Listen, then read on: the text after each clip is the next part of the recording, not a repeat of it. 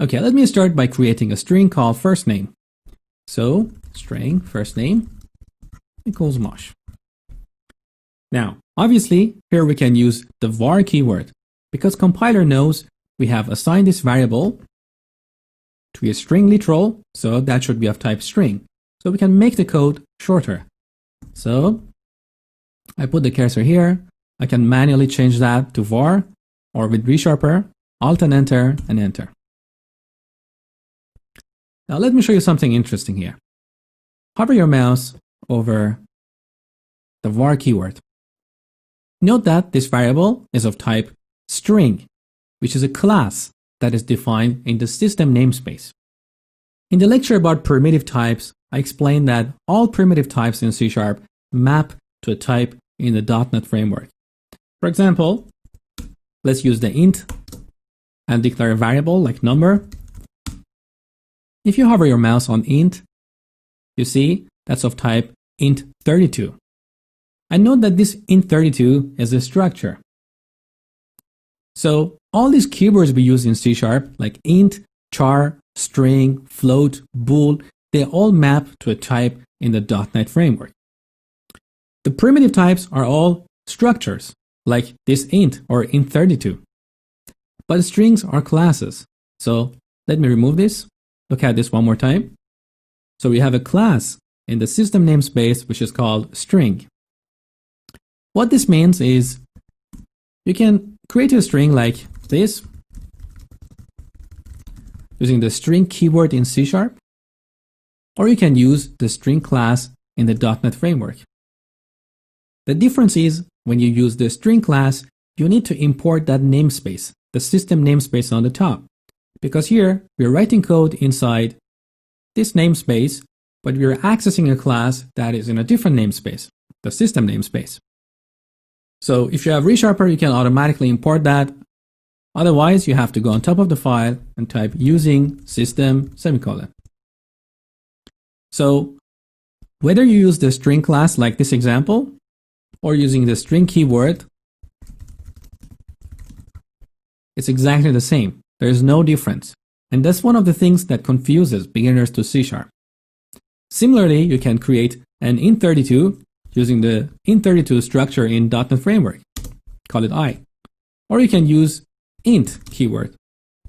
They're essentially the same thing.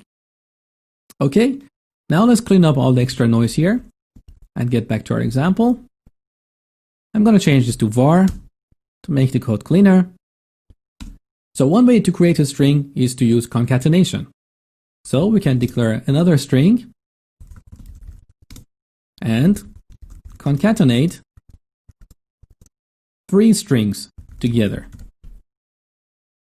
But as I explained, sometimes it's hard to visualize the output, and we can use the string.Format method. So here is an example.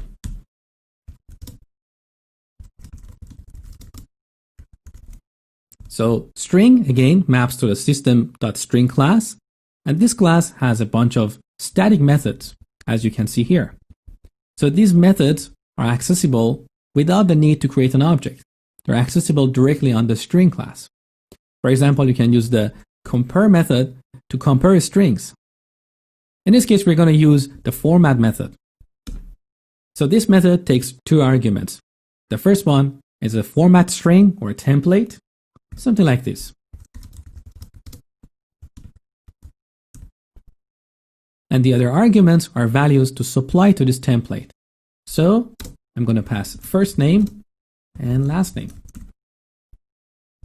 At runtime, what we have here will be replaced by first name. Same, what we have in here will be replaced by last name. Now let's take a look at string.Join. So I'm going to create an array of names.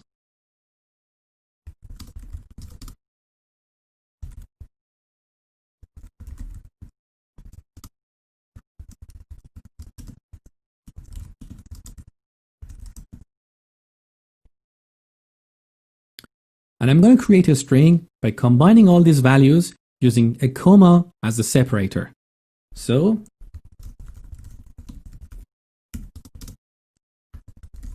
we use the join method. Again, it's a static method on the string class. The first argument is a string, which represents a separator. We can use comma. And the second argument is the array. So names. Let's display the result on the console. So formatted names, just like that. So you see John, comma, Jack, comma, Mary. This is a very useful technique when you have some values and you would like to combine them together using a separator. Now let's take a look at verbatim strings. So I'm going to create a string that has multiple lines and has a few paths. So something like this.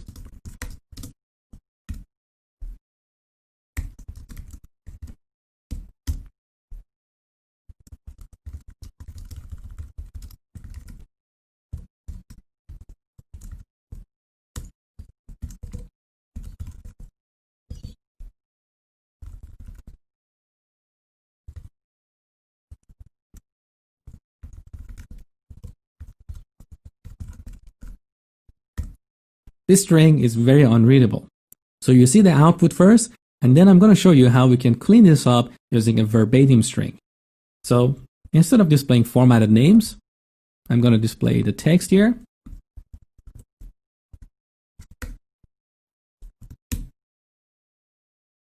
So this is the output.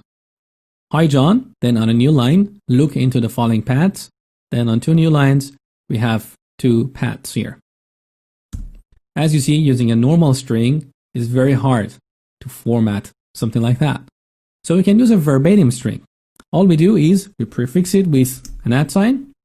Then we don't need \n. We can simply put that on a new line. Same here. Remove the \n on a new line.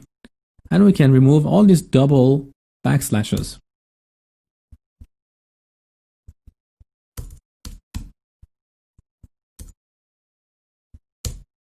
So you see, it's much easier to read and understand this string. So whenever you need to use \, new line, or tab, use a verbatim string to properly format your string. So that was a quick introduction to strings to get you started. Later in this course, we have a separate section where I'll cover more details about working with strings. I hope you enjoyed this lecture, and thank you for watching.